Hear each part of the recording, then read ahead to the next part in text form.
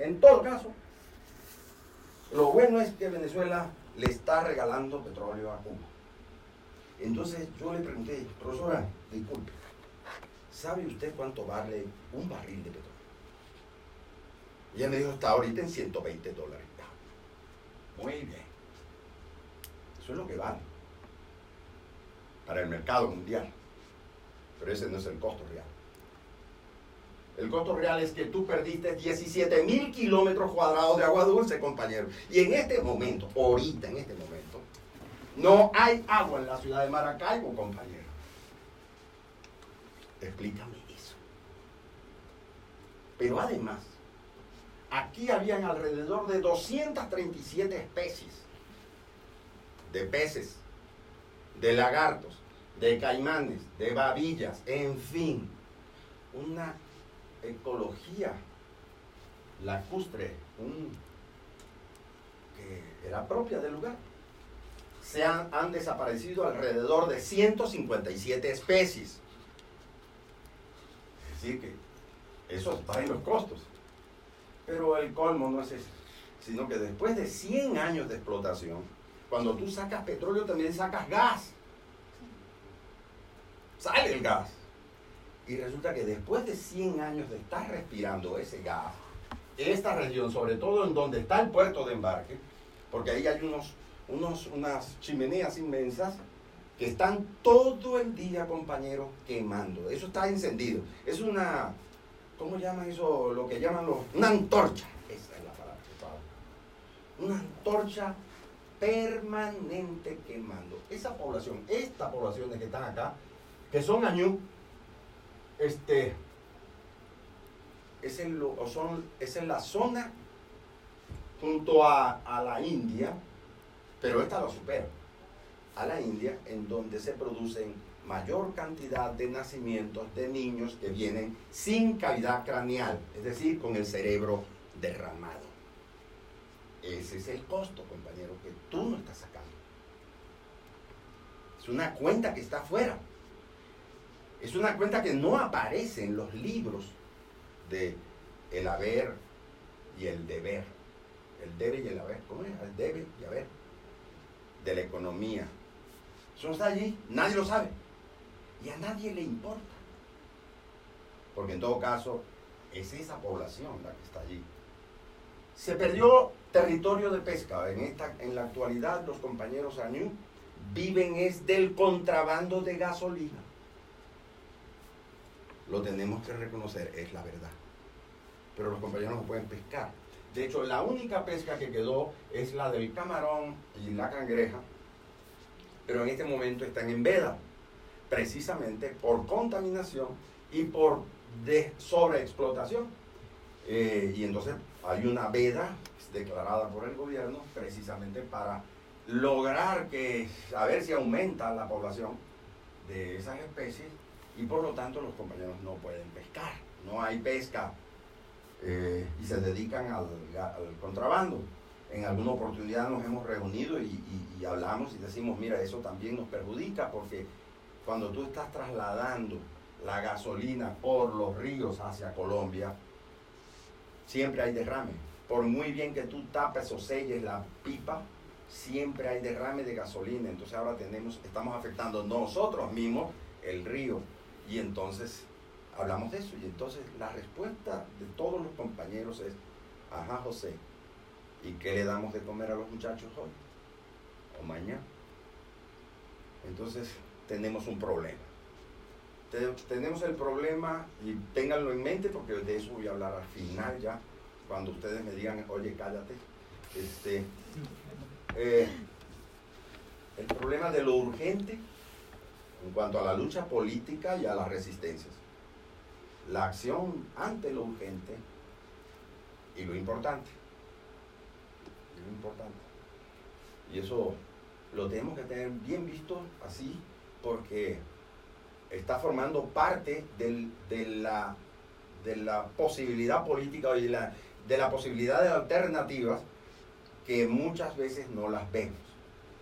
Y no las vemos porque o nos atrapa lo urgente y perdemos de vista lo importante, o nos vamos a lo importante y por supuesto lo urgente te agota, te va a consumir. En fin, esta es la zona de producción. Ahora sí vamos a ver la otra vez. Este es interesante, porque a partir de 1990, antes se ha producido un cambio en el ordenamiento político. Ya para 1973, en toda América Latina y en el mundo en general, se ha producido el cambio de modelo. Ya el Estado-nación, protector, benefactor, promotor de la economía, basado en una cosa que nos hablaron mucho, sobre todo la izquierda asumió el programa de vamos a pasar del subdesarrollo al desarrollo. ¿A través de qué? A través de programas de desarrollo dirigidos, conducidos y orientados por el Estado hasta que alcancemos el desarrollo. De eso nos hablaron. Eso ya ocurría en América Latina y no ocurría en Venezuela, porque en Venezuela realmente se va a instalar por lo menos una de las políticas fundamentales del estado de bienestar o del estado promotor, era la sustitución de importaciones. La sustitución de importaciones en Venezuela, ya existía la sustitución de importaciones en Argentina o en Brasil, o en Uruguay incluso. En Venezuela se va a instalar en 1958. Porque todo el proceso de dictadura de Venezuela impedía, pues, Venezuela era rural, pues, realmente en 1900 es cuando pasa a una economía petrolera que por supuesto va a alcanzar su nivel más o menos en los 50. Pero ya durante todo ese tiempo es dictadura, es el dictador Juan Vicente Gómez, que maneja la economía como todo el país era su hacienda, pues. Era hacienda personal. Y como su hacienda personal, todos los contratos petroleros van a ser dados a partir de una relación familiar. Todos sus compadres, sus sobrinos, eran petroleros. Todas las compañías, que por cierto, la mayoría no eran norteamericanas, sino que eran inglesas, holandesas y alemanas. Habían norteamericanas, pero era escasas, pues eran grupos, porque era el tiempo de la exploración, y la exploración es la parte más riesgosa del negocio petrolero. En todo caso, se pasa a una economía rural a una economía petrolera. Todo este territorio sigue siendo productor agrícola y pecuario. En el 73 ya, con el derrocamiento de Salvador Allende y la instalación de Pinochet, se inicia el proceso. Nosotros lo estamos llamando así, estamos defendiendo ese punto de vista político, que es que se pasa del Estado benefactor al Estado corporativo. Es decir, ya no necesito una estructura que promueva, sino una estructura que forme parte del proceso de la corporación, del desarrollo de proyectos corporativos. Necesito, por lo tanto, otra constitución.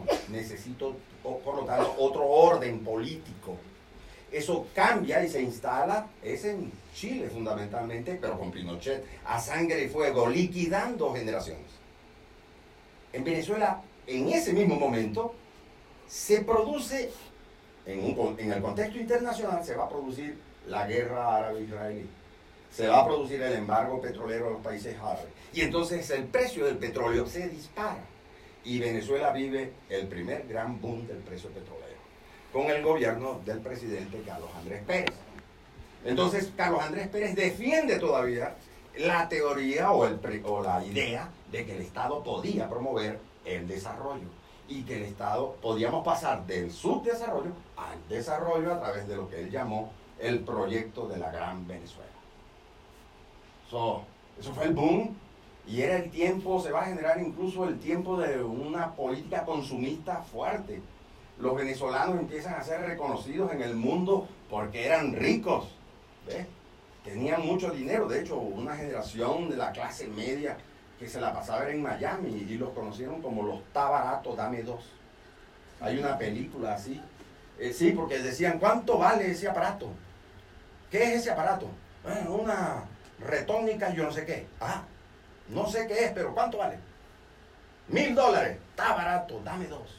Había mucho dinero. Se produce, porque además, mucho dinero y poca población.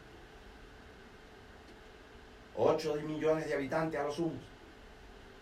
Entonces, se produce un margen de manipulación del bienestar y se produce un margen para la corrupción, pero enorme, pues. De hecho, la frase de "no me des, poneme donde hay", es algo, o este gobierno es ladrón, pero deja robar, se convierten en el horizonte ético del venezolano. ¿Ve? Entonces, ese es el primer mito que nos meten. Venezuela es rica. Un gran mito. Venezuela es rica. Sobre todo, no se les olvide el lago de Maracaibo. Porque yo les menciono eso porque, un momentico, no pierdas de vista el costo real. Porque es lo que nadie nos ha dicho eso. Ya en el 73 los proyectos son de corporación. Se cambia el modelo, la capacidad del capital financiero es tal que está más bien retenido. Los estados como tal, los estados-naciones son una traba a la libertad del capital. Necesito entrar en espacios que no puedo entrar porque, bueno, una constitución nacional, como es el caso venezolano, me impide entrar en los territorios del Orinoco. Porque existía entonces la ley de parques nacionales, la ley de reserva forestal, la ley de reserva indígena, en fin, una cantidad de instrumentos legales que por supuesto impedían la inversión, la libre inversión. Pero además, el modelo de producción, ustedes lo saben mejor que yo. Por cierto, yo no les pregunté a ustedes, ¿qué estudian ustedes? Son de economía, ¿verdad? No, no tiene nada que ver con eso. Porque me he topado con muchos economistas. Lo que llaman el modelo fordista de producción, de la producción industrial en cadena, eso cambió. La ciencia y la tecnología genera pues un nuevo modelo de producción y por lo tanto un nuevo modelo de aprendizaje. Necesito otro personal. Ya no necesito el obrero calificado que estaba generando el Estado promotor. Ya necesito tecnificar, necesito otros elementos y de hecho ya no necesito tanta gente, ya necesito menos. Ese factor va a ser fundamental. Y resulta que en Venezuela existen en esta misma región del río Orinoco, esto que ustedes ven aquí, este mapa por cierto es de la PDVSA. Yo no lo hice yo. Reconozco los derechos de autor de la PDVSA, que es la petrolera venezolana. Es un mapa oficial. Este es el mapa de todos los proyectos en ejecución por encima del río Orinoco. Por lo tanto, estos suelos cambian de su, ¿cómo le llaman? Para lo que están concebidos o para lo que se han entendido. Esos eran suelos agrícolas, ahora son suelos petroleros y gasíferos. Pero no se les olvide el mapa anterior, 80% de la producción de alimentos sale aquí. Empiecen a entender por qué empieza a haber hambre en Venezuela. Y esto tampoco es que se inició, esto es para que lo tengan en consideración y no me vayan a caer a pedradas. Esto no salva a Bush, a Trump. Pero no podemos decir, la verdad es que no estamos pasando hambre por las medidas de Trump. Esto comenzó en 1990. No estaba ni siquiera Chávez. Es un programa de corporaciones que requieren de un Estado corporativo. Pero eso no solamente es en Venezuela, sino que eso también es en Brasil, y es en Colombia, y es en Bolivia, y es en Ecuador, y es en Chile, y es en Argentina, y es en Uruguay, y es en Paraguay. En fin, es en toda Sudamérica, Centroamérica, hasta llegar acá, a México. Eso lo hacen las corporaciones a partir de lo que ellos llaman también un reordenamiento territorial.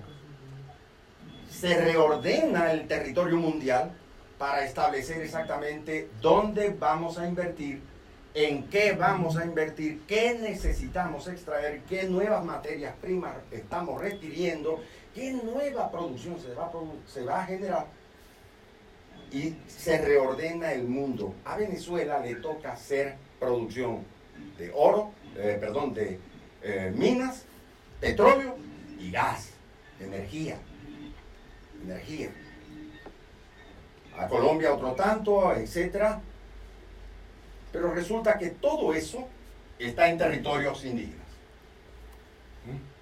Ya nos olvidamos del lago, porque ya ese está, como dicen aquí, chingado. Ya nos olvidamos de eso. El territorio es este ahora. Esto comienza a ser estudiado, ya prospeccionado a partir de los 90. En el 89, fecha también muy estelar, se acabó el plan, aquel programa de Carlos Andrés Pérez de la Gran Venezuela, ese fracasa, porque es que definitivamente estaba fuera de orden. El mundo de los estados-naciones está siendo ya desconocido, pues.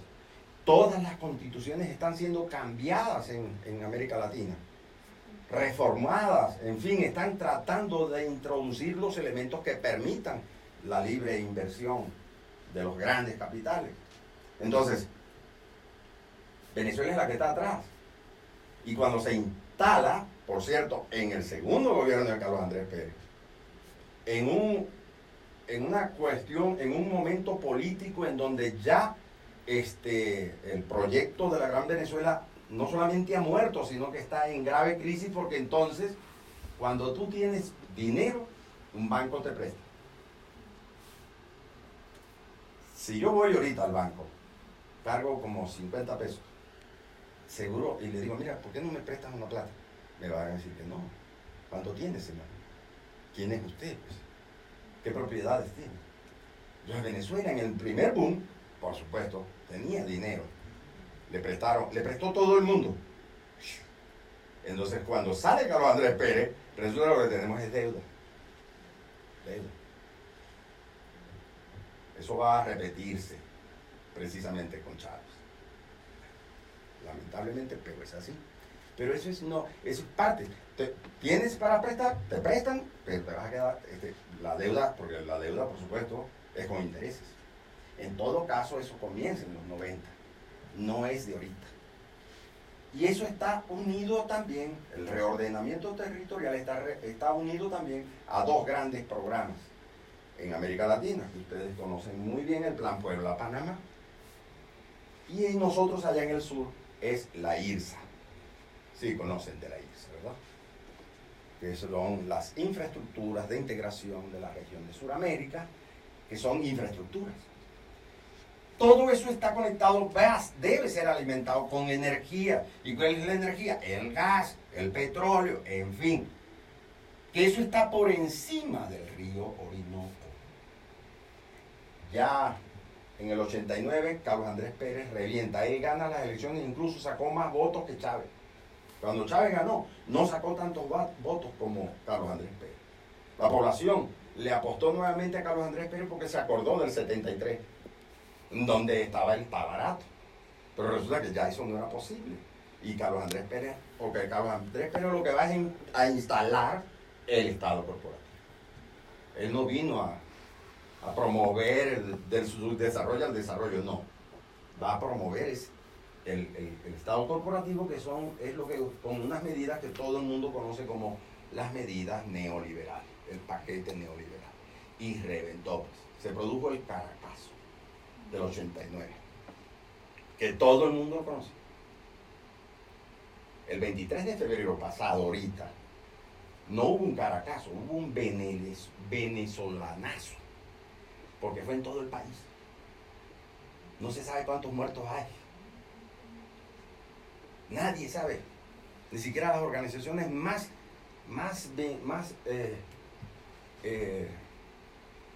estrictas en la observación de los derechos humanos en Venezuela ahorita. Nadie sabe. Porque si el Caracazo duró 3 días, 27 y 28 de febrero, el venezolanazo, les digo yo, ha durado más de un mes. Del 23 de febrero al 23 de marzo. Saqueos, pero también acción de la Guardia Nacional y muertos. Nadie sabe, pero eso se lo cuento ahora. José Ángel, quisiéramos a las 12:30 tener un receso. Preguntas, una sesión de preguntas para que todos perfecto. Entonces, pasemos a la otra para terminar entonces. Eso está bueno, porque dicen, miren, yo puedo hablar 17 horas, sobre todo porque nunca nos escuchan. ¿Ve? Entonces, pásame eso. Aquí están todos los proyectos. Esos son carreteras, ferrovías, hidrovías. El eje Orinoco-Apures es una hidrovía que va a unir al Orinoco con Colombia y de Colombia hacia el Pacífico. Todo eso forma parte de la IRSA y todos estos proyectos ya han sido otorgados. Esos ya sí están en funcionamiento. Ya no estoy hablando de Carlos Andrés Pérez, ya estoy hablando de Hugo Chávez. Ya estoy hablando de eso. Pero si pasamos a la otra, compañero, ahí tenemos el bendito arco minero del Orinoco, que es entonces lo que está por debajo del río. Este arco, compañero, tiene 112.000 kilómetros cuadrados. Es el 12% del territorio nacional. Todo eso ya ha sido cedido en concesiones a China, Rusia, Canadá y Estados Unidos. Son los 4 países. Como ustedes están viendo, está dividido en bloques. Cada bloque tiene un propietario y cada bloque es una zona económica especial que ustedes conocen muy bien. Las zonas económicas especiales expulsan a la Constitución. Se aplica la Constitución del país que tiene la concesión. De tal manera que este bloque que está acá, que es chino, aquí no se ejerce la Constitución ni la ley venezolana. Aquí se ejerce la ley china. Ahí no entran trabajadores venezolanos, ahí entran chinos. Pero además, este es el territorio de pueblos indígenas. Si pasamos ahora a la siguiente, para darle rápido, porque no sé qué hora es. Fin de la presentación, dice. No. Ahí está. No, otra.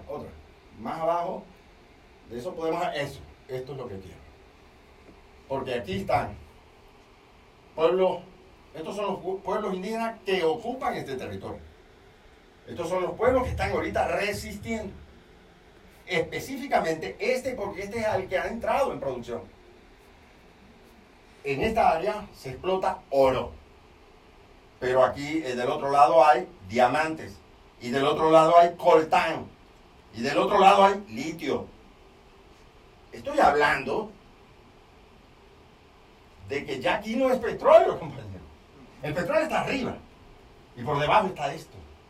Y aquí están ahorita los Cariñas, Panare, Pemon, Yecuana, Yanomami, Sane, Mayodi, Piaroa, que realmente se llama Gotuja, ¿verdad? Y me faltó uno de los Yodi. Los Pemones son ahorita los que están, porque los Pemones son los que están acá. Van 27 Pemones asesinados. ¿Quién entra allí? Allí lo más extraordinario, lo más raro, extraño, único en el mundo, es que quien maneja eso es la Fuerza Armada Nacional, que Chávez la convierte en una compañía anónima del Estado. Es decir, quien tiene la propiedad de esas concesiones por el Estado venezolano no es el gobierno nacional, sino es una empresa del Estado, pero dirigida por el alto mando militar. Por eso es que ustedes van a ver que nunca van a tumbar a Maduro los militares, porque ellos son los dueños de esto y son socios con las corporaciones en una figura que se llaman empresas mixtas, en donde Venezuela, en este caso la empresa militar, tiene el 51% y el 49% el país asociado en concesión, que dura 70 años, duplicable a 70 más. Pero en 70 años ese río desaparece. Hasta ahorita la explotación tiene el tamaño de 141 estadios de fútbol. Hasta ahorita donde hemos medido 141 estadios de fútbol. Y ahí es donde está la lucha de resistencia, porque ¿quién entra entonces? La Fuerza Armada no entra allí. Entran fuerzas irregulares, que nosotros allá llamamos pranes, o los llaman también colectivos. Son fuerzas paramilitares armadas por el propio Estado, por el propio gobierno, pero que tienen otras vinculaciones. Entran las vinculaciones del narcotráfico, la trata de mujeres o de blancas, la extorsión, etc. Los llaman pranes por el sonido de la metralleta. Prrr. Los jefes son los que tienen la metralleta. Nosotros en Venezuela le dicen pranes a todo aquel que es un jefe de bandas criminales. Es el cartel de Sinaloa, es el cartel del Pacífico, es el cartel. Ahí funciona todo eso. En La Guajira, en la península, ustedes pueden ver, ahí lo vemos nosotros de manera continua, permanente, es donde salen y despegan las avionetas cargadas de marihuana desde Colombia hacia México. Y el puesto militar está a 500 metros. Es decir, el último fuerte de Venezuela, porque ya no necesito una fuerza armada para la defensa de una soberanía nacional. Ya no estoy defendiendo el territorio nacional, porque a fin de cuentas ya lo estoy concesionando todo. Ya lo que necesito es una fuerza que me permita desplazar población donde voy a ejecutar la explotación. A las transnacionales o a las corporaciones les vale un bledo quién gobierna. Ninguno de estos planes había avanzado en los años 90 en Ecuador. Ecuador, el movimiento indígena, el Ecuarunari, la CONAIE, fueron capaces incluso de derribar 3 gobiernos. Solo logra liquidarlos en su fortaleza, en su unidad interna, Rafael Gutiérrez y posteriormente Rafael Correa, el progresista. En Brasil, ya las corporaciones necesitan entrar, pero necesitan entonces, van a entrar a la Amazonía. Y en la Amazonía, en Brasil, hay 270 pueblos indígenas en la Amazonía, ocupando esa región completa, 270 pueblos. Nosotros somos apenas 29 en la región acá y 5 por allá, 34 pueblos, allá son 200 y tal. Había que reordenar el territorio y empieza a reordenarlo la dictadura. Recuerden que Brasil llega con su dictadura hasta los 80. Entonces la dictadura empieza a reordenar, pero ya la dictadura no puede dar respuesta política y ordenamiento político. Se necesita salir de eso, y por eso también sale Pinochet. Pero ya Pinochet deja instalado el Estado corporativo. No hay un Estado corporativo más perfecto que Chile. Es el Estado corporativo perfecto. El ciudadano no existe. El ciudadano es un alimentador de la corporación. Más nada, ahí desaparece todo. Y las Fuerzas Armadas, por supuesto, cambian de papel. Ya no voy a defender soberanías nacionales porque ya no hay conflicto de derecha-izquierda, socialismo-capitalismo, en fin, no ese conflicto. Ya no hay la supuesta conflagración que se iba a dar entre Rusia y los Estados Unidos, ya no hay ese problema. Necesito más bien libertad para el capital y necesito entonces desinstalar todo eso. Aquí en México, primero actúan los grupos paramilitares, narcotráfico, desplazan población y después va el proyecto minero. Hay más de 700 proyectos mineros aquí en México. Y muertos, wow, por el amor de Dios. Yo todas las semanas hay, en Guerrero ni hablar. Pero en Guerrero es uno de los estados donde mayor proyectos mineros hay. Pero eso lo hemos visto en Colombia también. En Colombia, bueno, ni se acaban. Pues. En este momento, la gran producción, después de los acuerdos de paz, lo que más se produce en Colombia es marihuana. O sea, aumentó. ¿Pero por qué? ¿Y quién la compra? Compañero, la compra Bayer Monsanto para Canadá. Allá es ilegal, pero allá es legal. Eso no importa quién gobierna, no importa quién, ya el Estado, en todo caso, es una estructura que empieza a funcionar, a ser funcional, es a las corporaciones, Y eso, aquí, la gran confrontación, las últimas grandes confrontaciones, la han tenido los compañeros Pemón, que son los que han iniciado la lucha. Pero eso se va a vivir en el resto de las zonas y, por supuesto, hacia abajo. Porque, a pesar de lo que digan los técnicos, los ingenieros, en fin, el mundo es una mano. Es una mano. Si te machucas este dedo, te aseguro que te duele toda la mano. No es posible separar este dedo del resto. Así es el mundo. Si ustedes destruyen este río, van a destruir abajo, e incluso van a destruir arriba.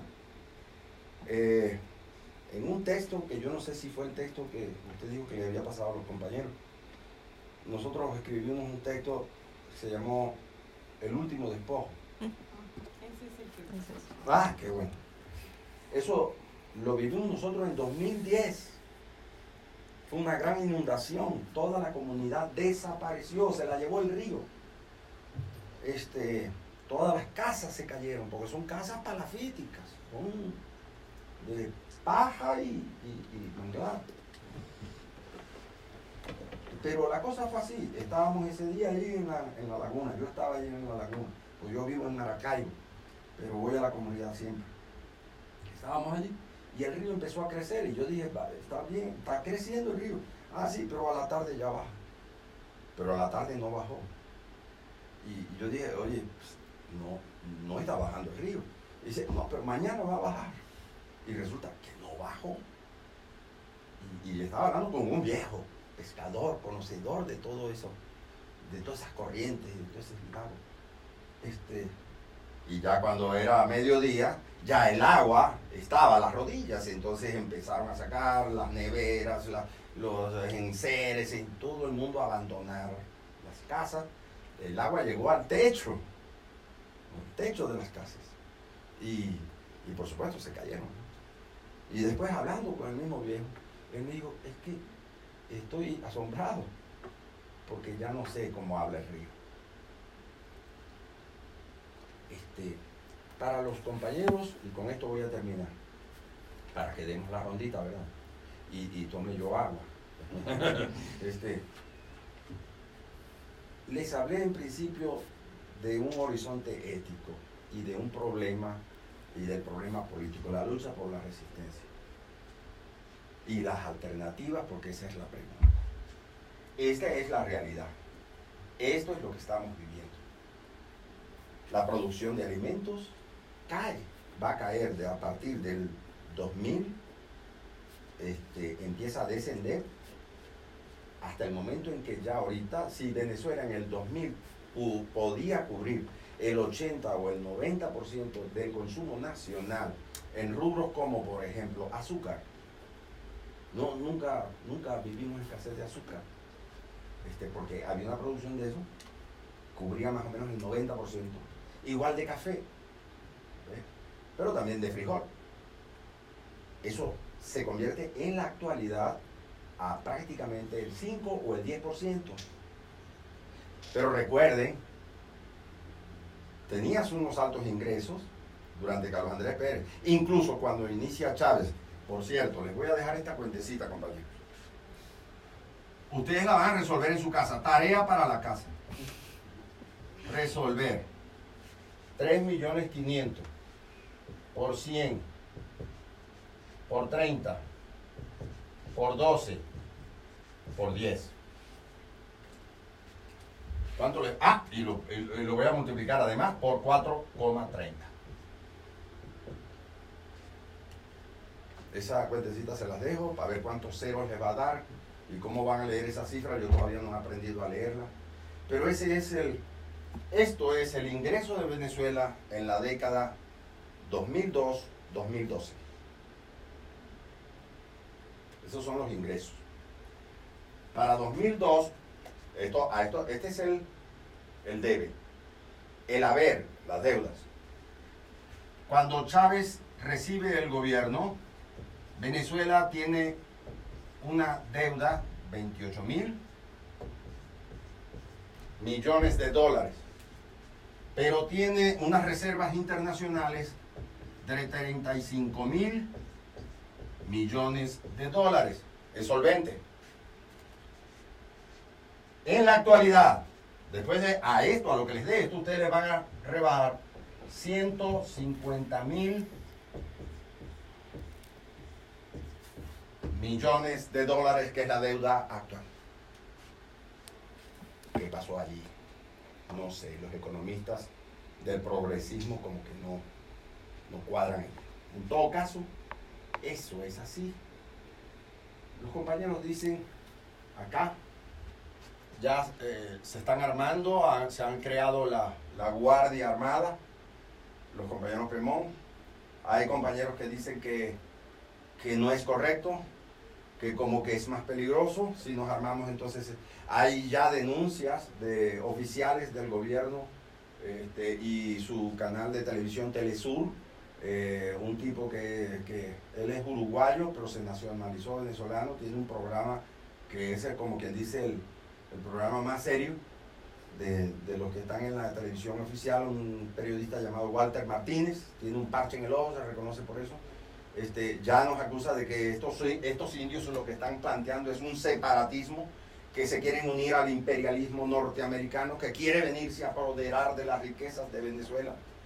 Ese discurso maniqueo que se muestra supuestamente antiimperialista, pero que parece ser más bien antinorteamericano, pero de antiimperialismo muy poco tiene, porque nada hablamos del imperialismo chino, del imperialismo ruso y del imperialismo norteamericano, que nunca se fue, que nunca se ha ido.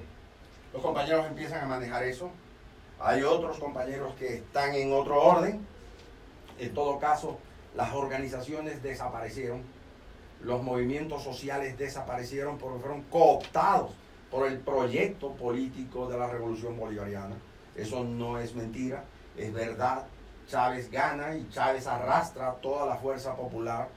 Todas las organizaciones autónomas, con políticas autónomas y defensoras de sus territorios, empiezan a ceder, sobre todo cuando Chávez crea el Ministerio de Pueblos Indígenas, y se genera todo un funcionariado indígena.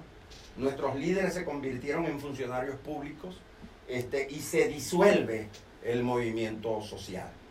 En este momento no hay capacidad organizativa para darle respuesta a una crisis que es verdad, no es mentira. El hambre es verdad, no es mentira, compañero. Porque también, entonces, dice, como lo dijo el canal ese, ese no le creo porque no. No, está bien, el tipo ha mentido toda la vida y por eso ahora no le creemos. Pero es verdad lo que está diciendo, no es mentira. El hambre, la muerte por falta de medicamentos. No sabemos exactamente cuántos niños han muerto por falta de medicamentos, porque se le prohíbe y los médicos que ofrecen información van presos. Hay 3 médicos presos en este momento en Venezuela por otorgar información de los niños que están muriendo. Esos niños que nacen sin cerebro o sin actividad craneal, los médicos no pueden informar sobre eso. Y la clave que tenemos es un número. Ellos dan un número. Este niño murió, número tal. Y ya sabemos que fue por eso. Se sabe que es por eso. Porque hay prohibición de eso, porque eso lo produce la misma empresa del Estado. ¿Qué hacer? ¿Y cuáles son las alternativas? Y empezamos a hablar de nosotros. Impulsamos un documento que llamamos la emergencia de nosotros. Debemos empezar por abandonar el análisis político a partir de izquierda, derecha, comunismo, capitalismo, porque a fin de cuentas lo que está actuando ahorita en el mundo es la corporación, es el capitalismo, no existe eso otro. Y ciertamente le apostamos en los años 60, en los 70, en los 80, en los 90. ¿Quiénes movilizaron las fuerzas sociales en América Latina y en el sur? Los movimientos indígenas. ¿Por qué? Porque ya estaban siendo penetrados sus territorios, salieron a defender sus territorios. En Ecuador, en Bolivia, la guerra del agua, en Cochabamba. Las grandes marchas por tierra, por dignidad, esas son las consignas. Ya las consignas de libertad, igualdad y fraternidad de la Revolución Francesa y todo lo que vino después, no son las que nos explican. No nos explica el marxismo muy seriamente, señor Marx, muchas gracias por todo lo que dijo, pero no nos explica. No nos explica y no nos ayuda a generar las alternativas que necesitamos producir. Ese es el llamado, pero hablamos de nosotros. Y cuando hablamos de nosotros, no nos estamos refiriendo exclusivamente a los pueblos indígenas, porque ese ha sido otro error. Y ese sí es un error de nuestra parte. ¿Por qué? Porque yo no voy a obligar a unos güeros.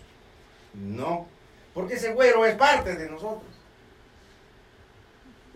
Tenemos que empezar, y empezamos ese debate está ahorita en Venezuela. Lo tenemos nosotros internamente. Sabemos que no tenemos una fuerza para detener lo que vaya a pasar allí.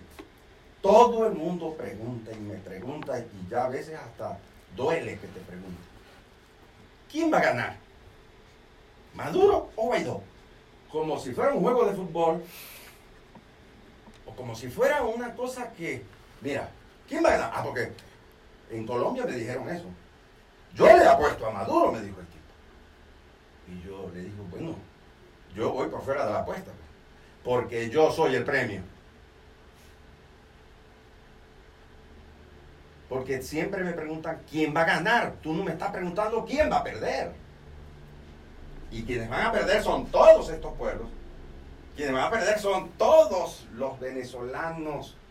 Porque a fin de cuentas, la destrucción de este río es la destrucción del corazón de agua de esa tierra. Y cuando ya no haya agua, cuando ya no haya, que eso va a ser muy pronto, ya estamos viviendo, pero nos quedamos sin electricidad, pues. ¿Por qué este río? De este río, exactamente de este punto que está acá, que es la región del Guri, ese río es el que produce toda la electricidad para el país. Y cuando esto se quebró, ¿por qué se quebró el Guri? Porque ya iniciaste la explotación aquí mismo, el río ya bajó, no hay el mismo cauce.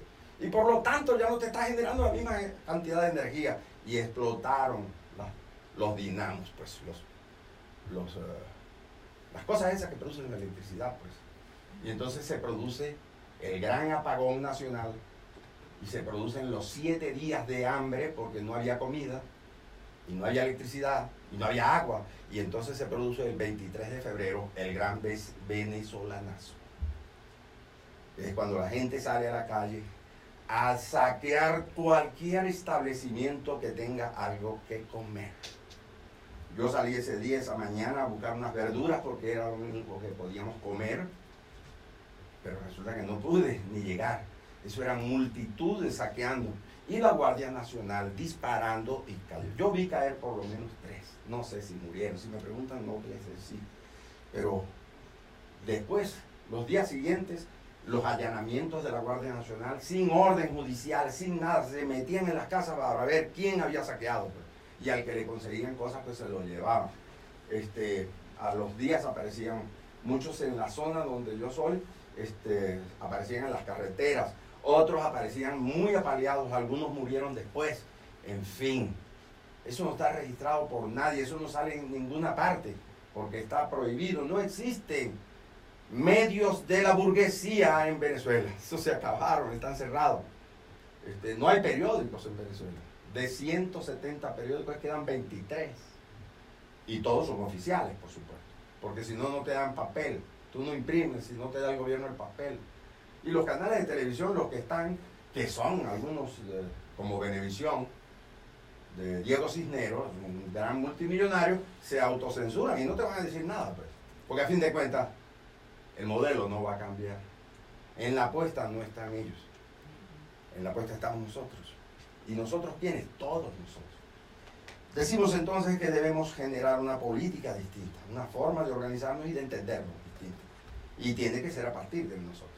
Y ese nosotros lo construimos o debemos verlo a partir de 5 principios que nosotros decimos que es fundamental. No podemos seguir ya, sino, en primer lugar, sobre la base de la responsabilidad que tenemos todos nosotros. Y ser responsable significa que tú vas a responder por lo que hagas, pero también por lo que dejas de hacer. Que tú vas a responder por lo que dices, pero también por lo que te callas y otorgas. No existe la neutralidad, y mucho menos en este momento en Venezuela. No queremos neutrales. No necesitamos neutrales. Eso no lo necesitamos ahorita. Necesitamos gente que responda o que nos ayude a encontrar respuestas. Gente que pueda responder por lo que dice o por lo que haga. Gente que nos ayude a responder por lo que digamos o por lo que hagamos.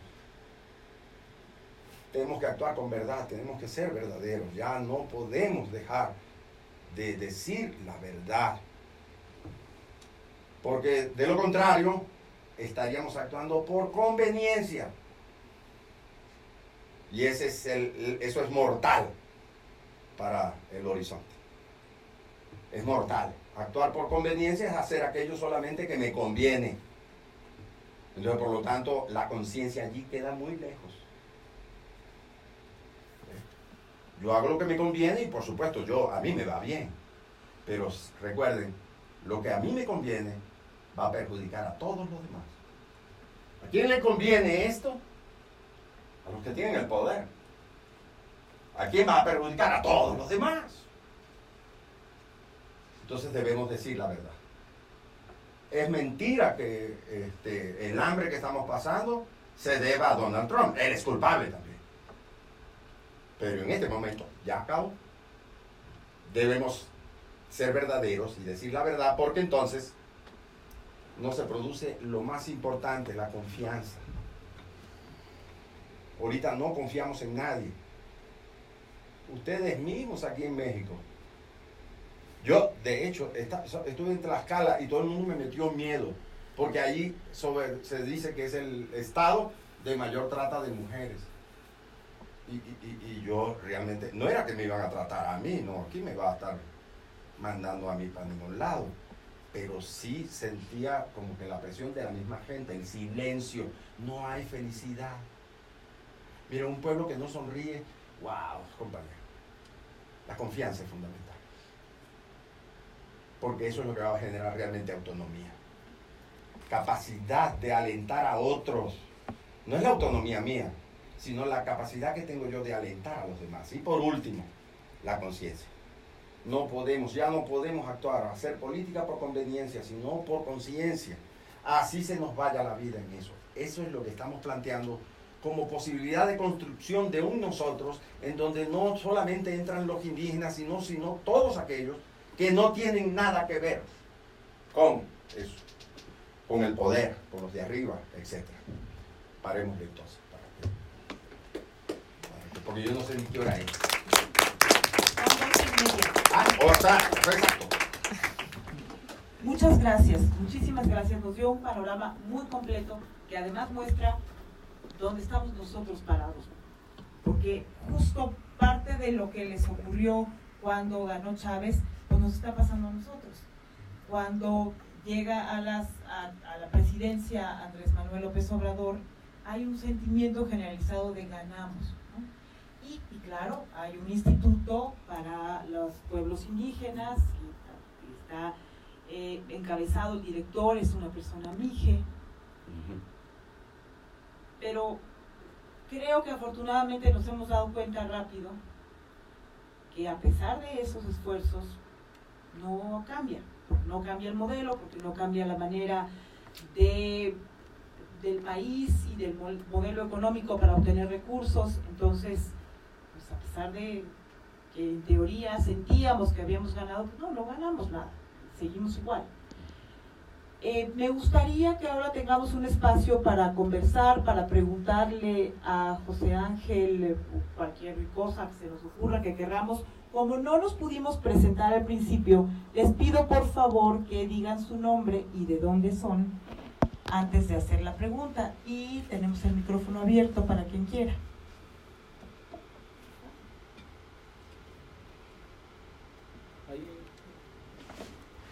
Les pido, compañeros, que seamos breves para que nos dé tiempo a todos. Mucho gusto, José Ángel.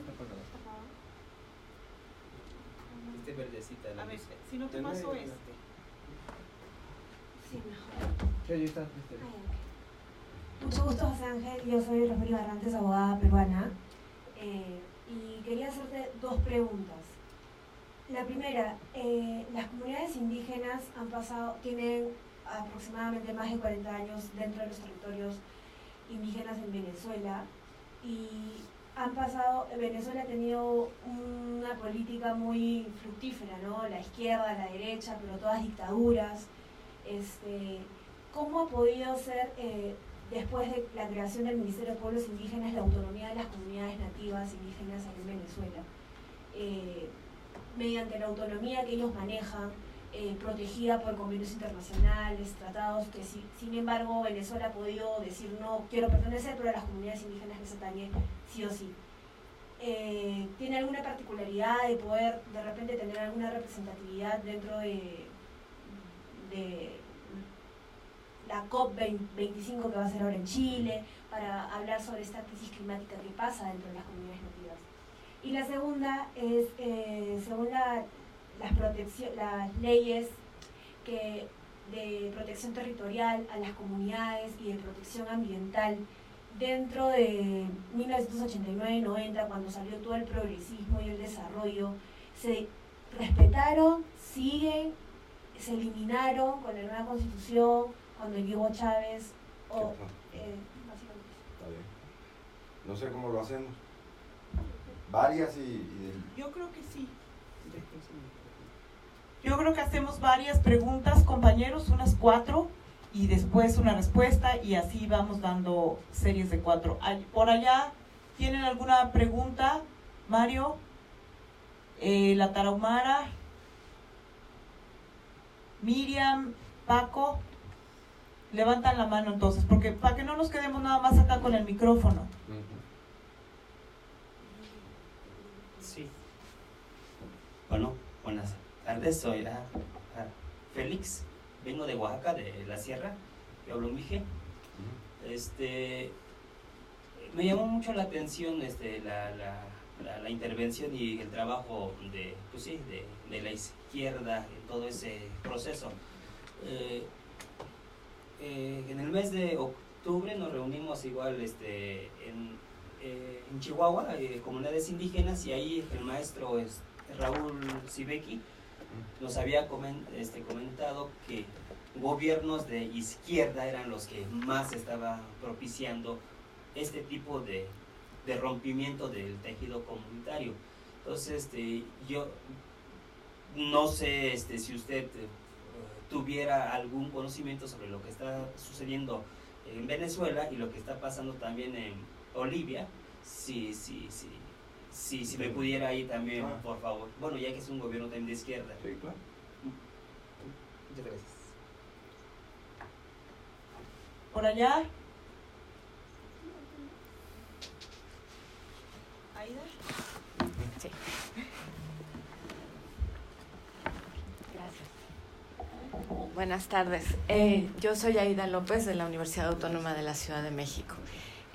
Bueno, efectivamente vemos con muchísima preocupación cómo los gobiernos progresistas han venido reproduciendo este modelo de, bueno, que hemos llamado también extractivista, ¿no? O sea, esta extracción de materias primas que tal y como están las cosas actualmente en el mundo, bueno, las principales reservas de estas, los principales reservorios de estas riquezas están en territorios indígenas, ¿no? En América Latina, pues yo creo que en todos los países lo podemos ver, ¿no? Por supuesto, la preocupación es entonces cómo construir las alternativas, ¿no? O sea, los 5 puntos que ustedes plantean son fundamentales, pero también está, como también lo habías dicho, el tema de lo urgente, ¿no? O sea, la necesidad de resolver problemáticas que ya no solamente tienen que ver con la subsistencia, sino incluso con la violencia con la que se están ocupando estos territorios, ¿no? Entonces, ¿qué posibilidades hay? ¿Qué reflexiones, qué articulaciones han ido construyendo ustedes en torno a eso? Gracias. Pues yo creo que podemos comenzar. Bien. Para un poco tomar acá, la Constitución que sustituye que se aprueba con Chávez en 1999 fue la Constitución de 1961. Todavía esa Constitución está armada para un proyecto político de construcción de la democracia, de la democracia representativa, porque recuerda que se está derrocando al último dictador, que fue Marcos Pérez Jiménez, ¿no? Y se va a instalar el proyecto político de la democracia. Es el proyecto atrasado de construcción de un Estado benefactor. Es atrasado porque ya eso está ocurriendo, ha ocurrido en toda América Latina, menos en Venezuela. Es cuando se va a instalar por primera vez, por ejemplo, un programa de educación pública. Es decir, por primera vez un programa de alfabetización. Estoy hablando de 1958. ¿No? Una población mayoritariamente campesina y analfabeta. Entonces, pero se necesita mano de obra calificada para ir a trabajar en las industrias de la sustitución de importaciones. O sea, y en el caso de los pueblos indígenas, eso siempre estuvo muy colonialmente en manos de la iglesia. Todo el proceso del sistema educativo para las comunidades indígenas estaba en manos de la iglesia, pero no llegaba a todos los pueblos. Por eso les insistía en que podríamos decir que todos los pueblos que están por debajo del río Orinoco ejercían su propia soberanía territorial. No llegaban, y no era, es decir, decíamos que eran libres realmente. No llegaba, el Estado no llegaba. Y estoy hablando de finales de los 50, comienzos de los años 60. Ajá. Desde el punto de vista entonces legal no existían los indígenas. Es decir, en la Constitución solamente reconocía en el artículo 61, decía, los pueblos indígenas o las comunidades y pueblos indígenas. Caramba, gracias hermano, usted vale lo que pesa. No vale mucho más de lo que pesa bien poco. Ah, no puede ser.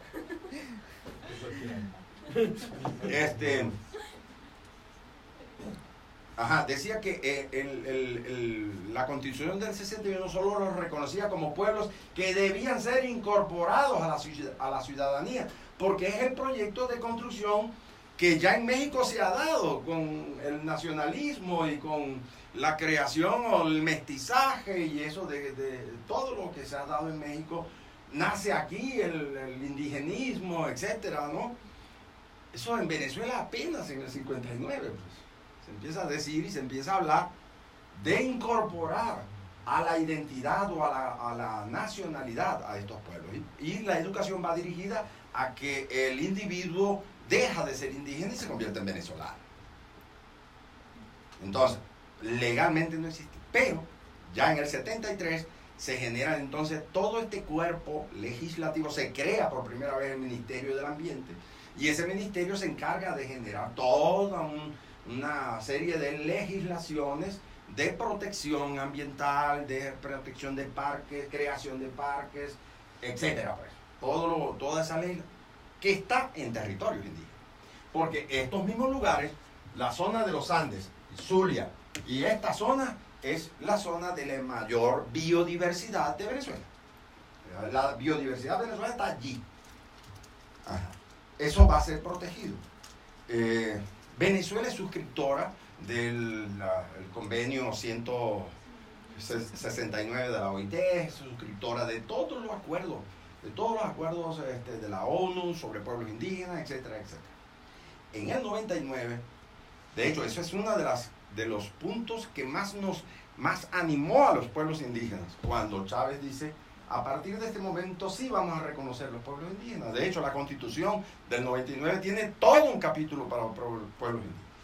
Todo un capítulo. Pero cuidado. Iniciando ese capítulo, establece el criterio siguiente, así bien taxativo. El concepto de pueblo que manejamos en esta Constitución no otorga derechos políticos que ese concepto genera internacionalmente. Es decir, te reconozco como pueblo, pero no tienes derechos políticos como pueblo.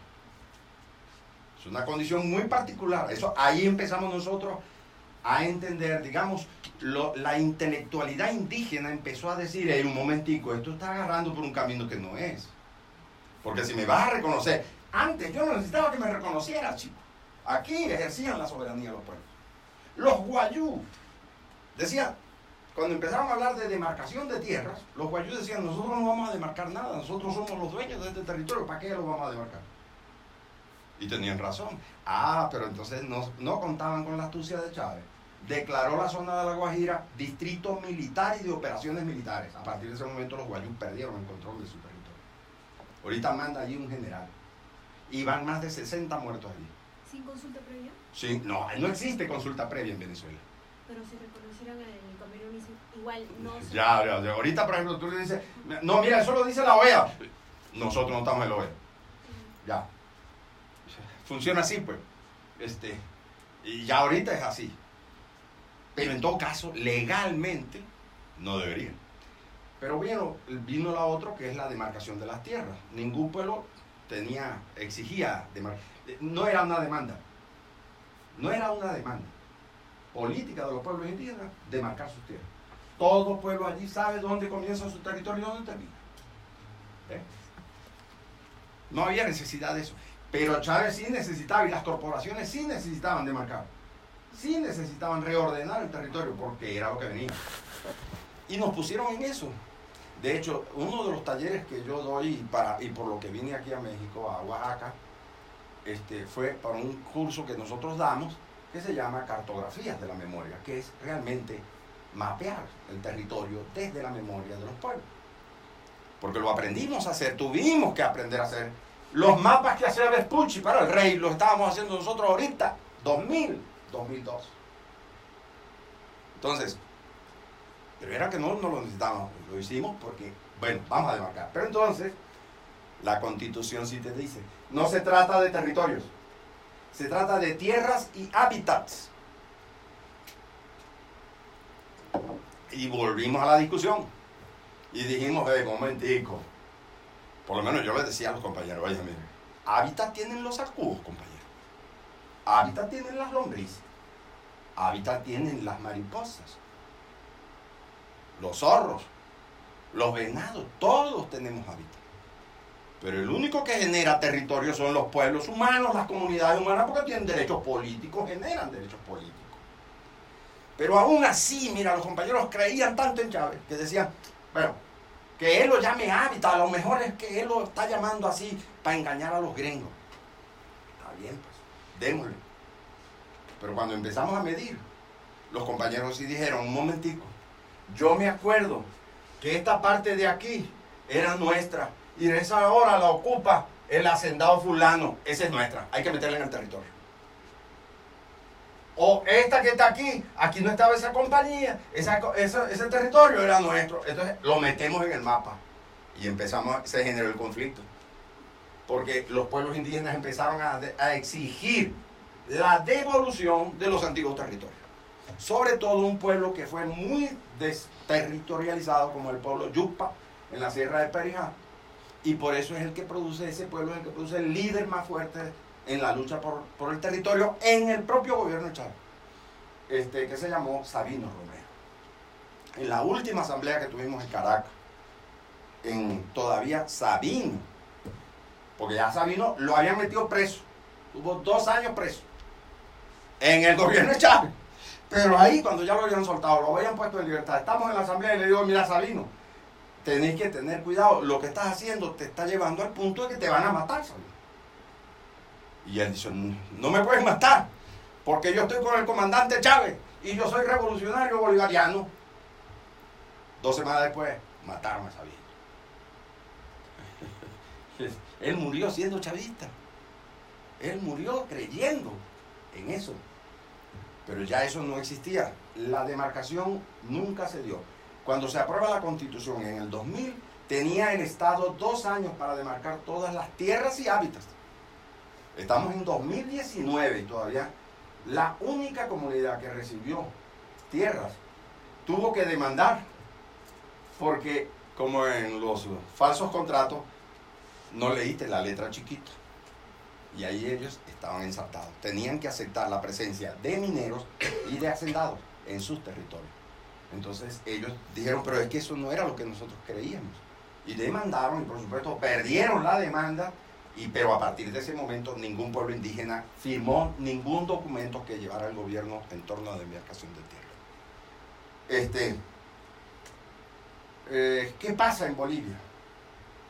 El caso del TICNIS es fundamental porque forma parte del proyecto de la IRSA. Sí, y Evo Morales no iba a ir en contra de la IRSA. Evo Morales es uno de los propiciadores en la intervención del costado amazónico de Bolivia.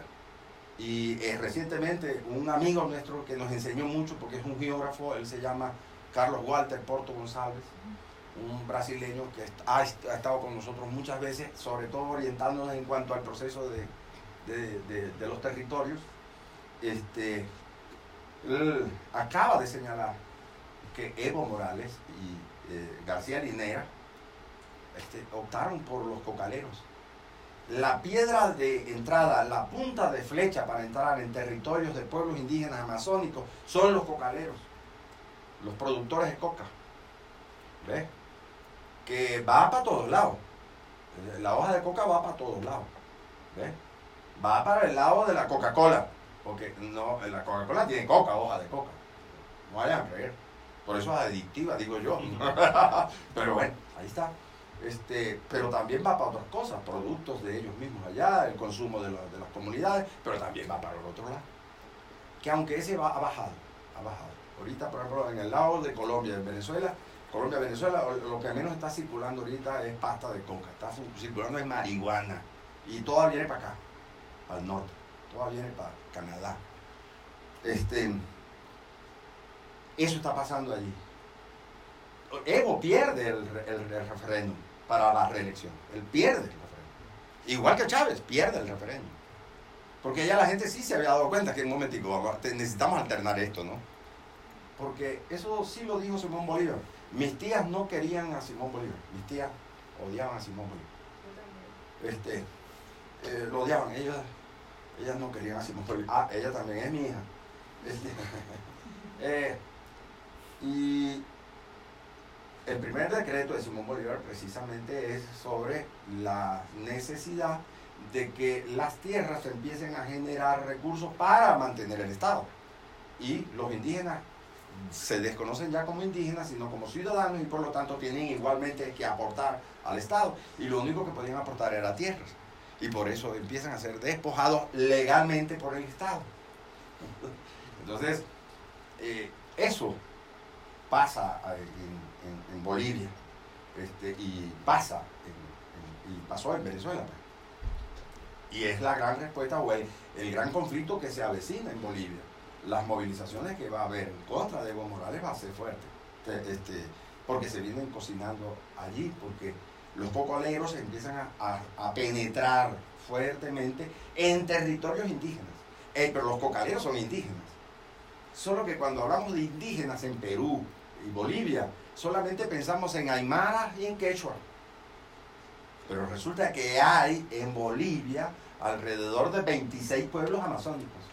Y en Perú hay un número más o menos similar, amazónicos, que no aparecen, que están invisibilizados y que muchas veces han ejercido su autonomía sin presencia del Estado. ¿Qué alternativas y cómo construir lo urgente o cómo responder a lo urgente sin perder de vista lo importante? Para nosotros ahorita lo importante es construir esa fuerza. Esa fuerza, pero que es una fuerza de nosotros. Los indígenas no vamos a poder solos. Es imposible. No solamente porque somos poquitos, porque todos los pueblos indígenas siempre son la minoría dentro del territorio nacional de los estados. Aún Brasil, que tiene cerca de 300 pueblos indígenas, son minoría. Son minoría. Pero sí hay un punto de confluencia. Y nosotros lo llamamos a eso hacer comunidad. Es una acción política, lo estamos viendo como acción política. Y lo primero es entender que los resultados no los vas a ver inmediato. Es acciones para atacar a lo urgente, pero su resultado no es inmediato. Es hacer comunidad, es recuperar el hacer comunidad. Y eso incluso puede ocurrir en las poblaciones urbanas. Porque colonialmente, la comunidad colonial es o se instala así.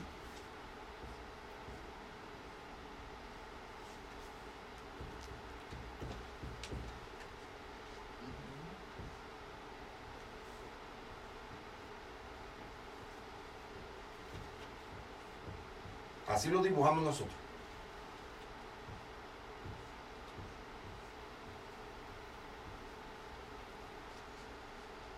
La plaza de armas, la catedral, el palacio de gobierno y el de los principales.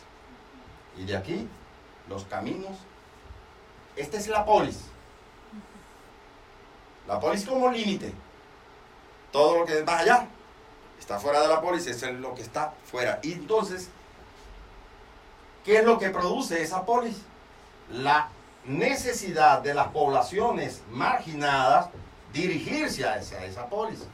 Porque aquí está el centro del poder y económico, porque todo viene hacia acá. Exploto las zonas rurales, pero el poder viene para acá. La distribución de los bienes viene desde acá. La centralización de la distribución para resolver el problema del comer se hace es acá. Entonces todo el mundo va a buscar acá. No de baldes. Ciudad de México tiene más de 20 millones de personas y ya no cabe. Hacer comunidad significa, uno, empezar a actuar violentamente, rápidamente en resolver el problema del habitar. Para nosotros, habitar. ¿Qué es habitar? Es conformar comunidades realmente sostenibles, autosostenibles. Y el habitar significa a partir de construcción de habitación, de casas, incluso a partir de la casa, que sean realmente sustentables y autónomamente construibles. ¿Ves? Es lo único que te va a desplazar esas poblaciones de allí. Si tú le dices ahorita a los mexicanos, mira, a partir de este momento todos ustedes tienen que ir para allá, para Oaxaca, te van a decir que no. No. Pero ya no es habitar comer en el metro. Eso no es habitar. Habitar no es que la muchacha se vaya maquillando en el autobús, que yo no sé cómo lo logran, pero lo hacen. ¿Ves? Sobre todo cuando sacan una cuchara, a mí me impresiona. ¿Ves? Pero porque me da miedo, porque el bus va así, y ellas van, mira, pero con una precisión. ¿Ves? Porque de verdad deberían salir bellas de la casa. Eso es habitar. Hay que resolver el comer. ¿Pero qué comer? Necesitamos generar o recuperar lo que comemos. porque nuestro patrón de consumo también ha sido cambiado, eliminado. Estamos siguiendo procesos que no nos corresponden. Eso lo estamos viviendo ahorita en Venezuela. A mí los de oposición se ponen bravos cuando yo digo, mira, de pronto ha sido bueno. Oye, ¿es bueno que estemos pasando hambre? No, es bueno que estemos en la necesidad ahorita de empezar a comer lo que antes comíamos. Es bueno que empezáramos a entender que el mito de que éramos ricos es falso, pues. Porque esa riqueza estaba levantada en la destrucción de un pueblo. Entonces, eso es bueno, digo yo, pues. Pero es eso, recuperar el comer. Recuperar el curar. Uno de nuestros grandes problemas ahorita. No hay medicamentos. Pero resulta que la malaria, la fiebre amarilla, era la enfermedad con la que nosotros matábamos a los europeos. Ellos nos mataban con viruela, pero nosotros matábamos con el mosquito. ¿Ves? Y no lo hacíamos nosotros, lo hacía la misma naturaleza, pero lo hacían los mosquitos. Pues. Se enfermaban de fiebre amarilla. Un indio no se enfermaba de fiebre amarilla. Pero ahora nos estamos enfermando de fiebre amarilla porque ahora tenemos el medicamento que nos hizo dependientes del medicamento. Entonces necesitamos recuperar ese curar, ese sanar propio. Necesitamos realmente recuperar el poder de nuestras propias plantas, el conocimiento de nuestras propias plantas medicinales y nuestra propia sanación. Y por último necesitamos recuperar el convivir. El convivir. Necesitamos generar formas de poder entonces resolver nuestras diferencias sobre la base de una acción que permita que todos seamos un nosotros. Sabemos las diferencias. ¿Ves? Es indiscutible. No hay posibilidad a la homogeneidad esa que crearon los estados nacionales en donde supuestamente todos son mexicanos. O en donde todos son iguales, pero todos son mexicanos. Mentira. Todos son mexicanos en el IFE, pero no todos son iguales. Todos somos venezolanos en la cédula de identidad, pero no somos iguales. No somos todos iguales.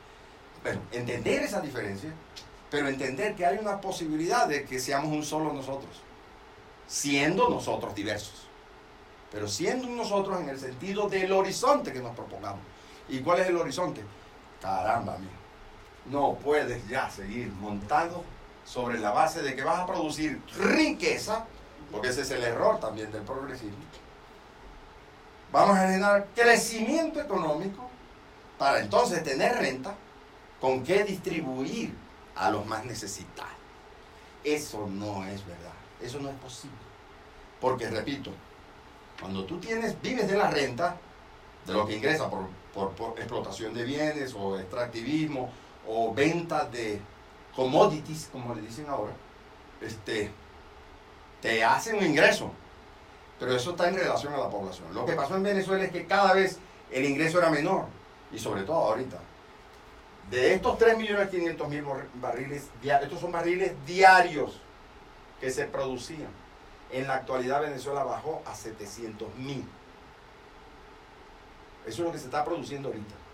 Entonces, por supuesto, el ingreso es mucho menor. Pero además, el precio era de $100, así lo promedié en 10 años. Lo promedié en $100. Pero ahorita no vale sino 54. Pues. Entonces, estás produciendo menos. A un menor en costo, pero tienes una mayor población. Si Chávez arrancó con 17 millones, ahorita somos 34. Y entonces, ¿qué vas a hacer? El hambre es evidente. El hambre es evidente. Porque entonces, y por supuesto, la manipulación de la renta ya no es posible. Ya no es posible. Es decir, y ahí es donde entra, ahí es donde arranca la crisis. Pues. La crisis arranca ahí. Bien, construir alternativa para nosotros es hacer comunidad. Pero eso es una acción conjunta. Nosotros estamos lanzando esa política. No la está impulsando todo el mundo. Si les digo eso, es mentira.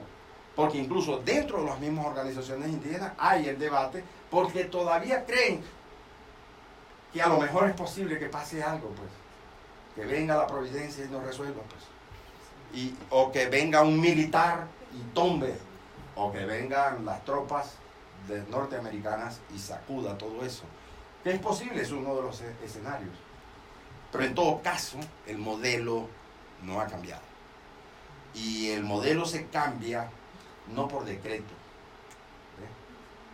El problema de Chávez, si me piden que defina yo quién era Chávez o cómo era Chávez, les diré que Chávez era un hombre que se caracterizaba por dar por hecho lo que estaba por verse. Nunca.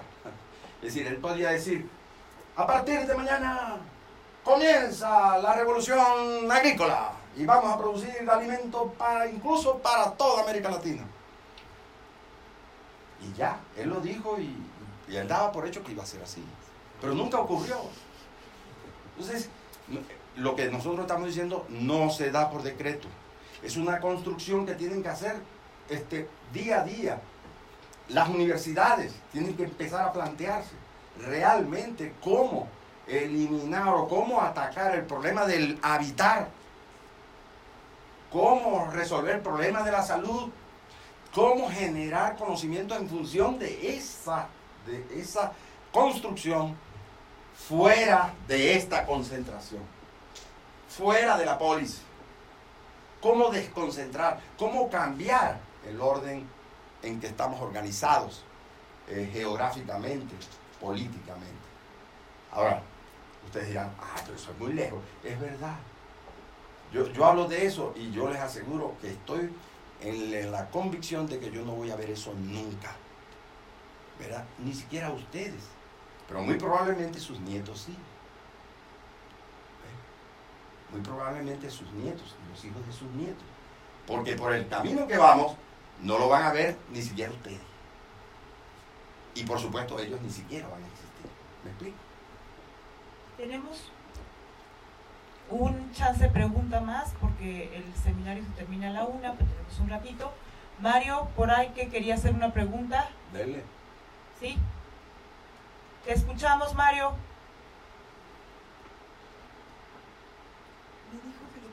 Me dijo que tienes que prender tú tu micrófono, Mario. Tú lo tienes que abrir.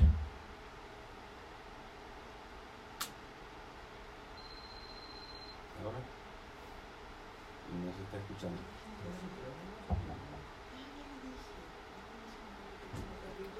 ¿Qué hago para abrir el micrófono? Ya. Ahora. No sé qué. Ya lo abriste, te estamos oyendo. No sé qué hacer para abrir el micrófono. Ya lo abriste, te estamos escuchando. Gracias. Oye, pastor. Sí. Oye, pues para no repetir muchas de las cosas que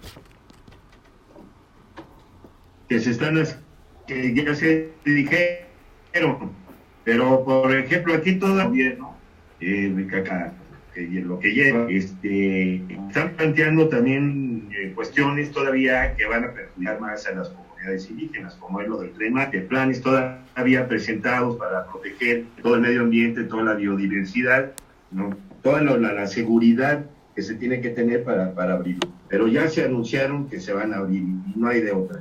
Y este gobierno también habría que reconocer, jamás ha sido un gobierno de izquierda, o sea, nunca se planteó como un gobierno de izquierda, no votamos por un gobierno de izquierda, ¿no? Esa es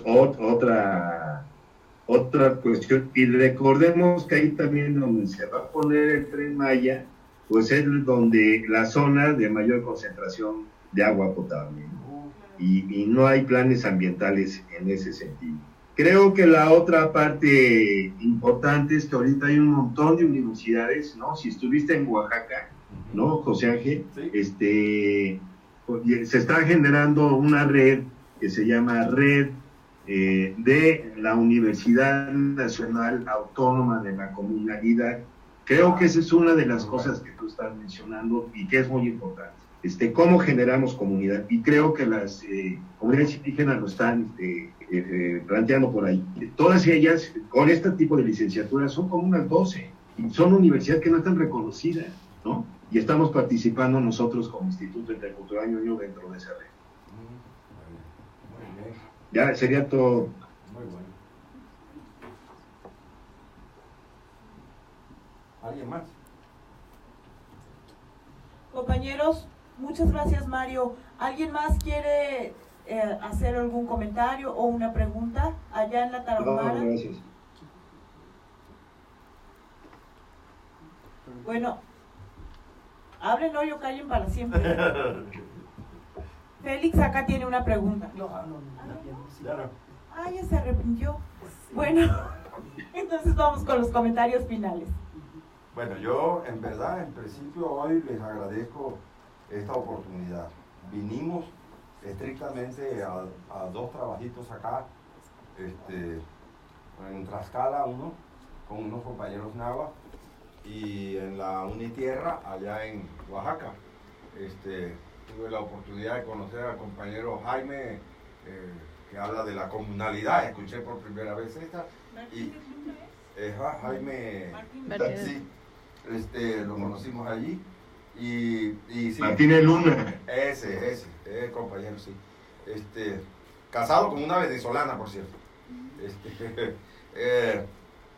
Y sí, el trabajo de empezar a construir eso que llamamos nosotros hacer comunidad sobre esas cosas bien concretas, porque no es teorizar sobre el asunto, sino empezar a generar realmente cambios políticos en la acción concreta. Eso lo hacen las comunidades, como dice el compañero muy bien, las comunidades lo están haciendo, pero cuidado, no nos podemos quedar allí.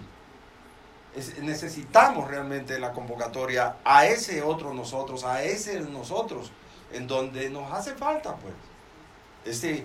Nos hace falta no solamente por número, por músculo, que también es cierto, sino que nos hace falta porque es que no lo sabemos todo, pues.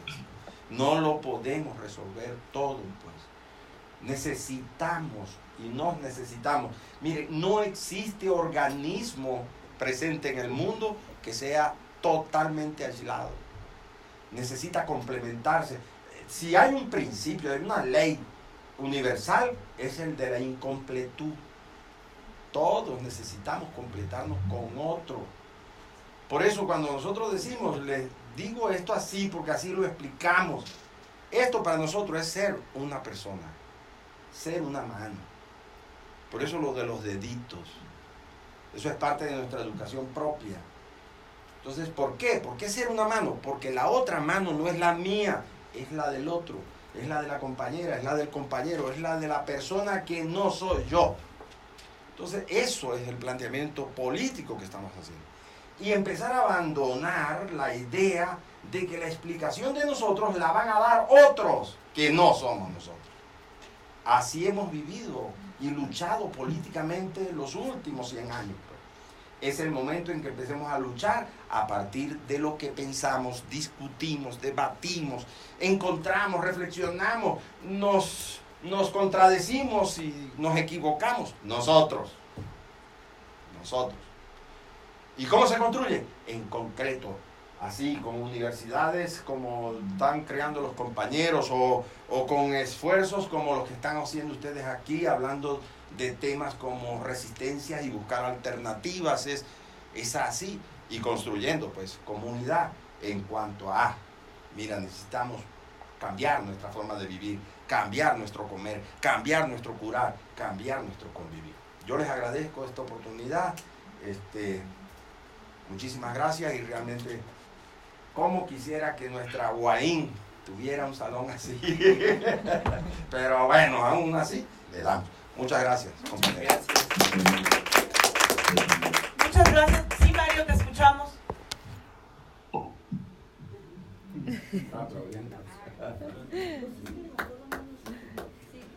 Mario, ¿querías comentar algo? No, ya, muchas gracias. Perfecto. Me estaba aplaudiendo. Sí, no, muchísimas gracias. Sí, es Jaime Martínez. No, ya.